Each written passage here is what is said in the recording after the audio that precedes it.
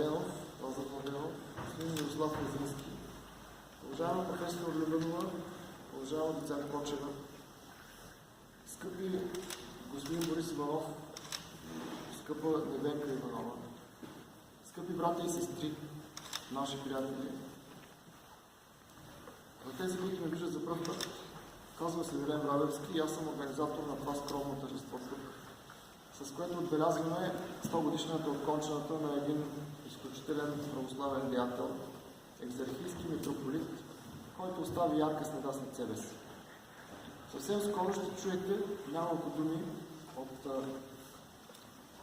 височината на компетенциите на Българската академия на науките и Института за исторически изследвания и тази академия, с професор Любенова.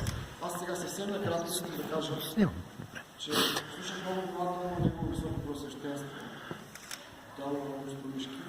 Можем спокойно да го назовем професор Бомилиев, също така, защото съвсем наскоро той бе удостоен с поредната си почетна титла, доктор Норис Кауса на Великотърновския университет за неговия изключителен принос както към европейската и световна наука, така и към живота и доброволението на местните хора. Благодарение на това, че строго и последователно Фондация Българска памет следва заветите на евроинтеграцията в истинския смисъл, ние сме тук заедно.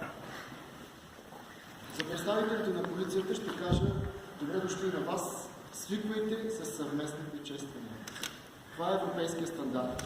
Това е стандартът на най-добре живеещите хора в света. Това е стандартът на тези, които са истински европейци и най-достойни граждани на държавите и обществата, на които принадлежат.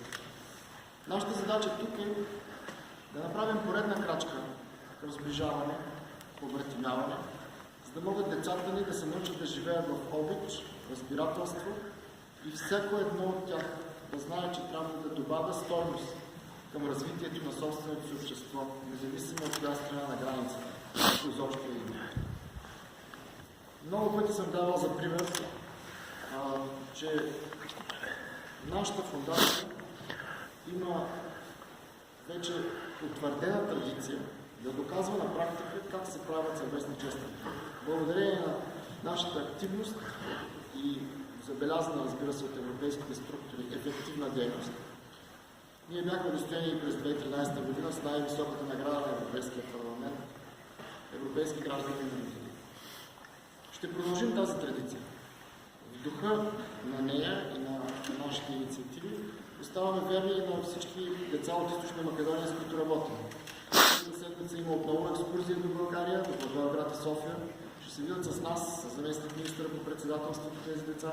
Ще чуят интересни истории, ще видят два красиви български града. Наскоро имахме нова екскурзия, сега поддържаме храма в Делчево. Надявам се да успеем да го изградим след 20 години застой. Ще продължим с съвместните инициативи, включително и с посещение в Брюксел на изявени деца, които искат да разберат същината на евроинтеграцията. Тъй като условията тук не са максимално подходящи за всички подробности, а вероятно някои от вас искат да направят коментари или да заявят въпроси. Ще си позволя сега това да приключа и да дам думата за няколко думи по въпроса за личността на дядо Герасим, митрополит Струмишки. Като кратко експозе по този въпрос ще направи професор Лизбета Любенова от Института за исторически изследвания в Либана. Благодаря на всички за вниманието, за това.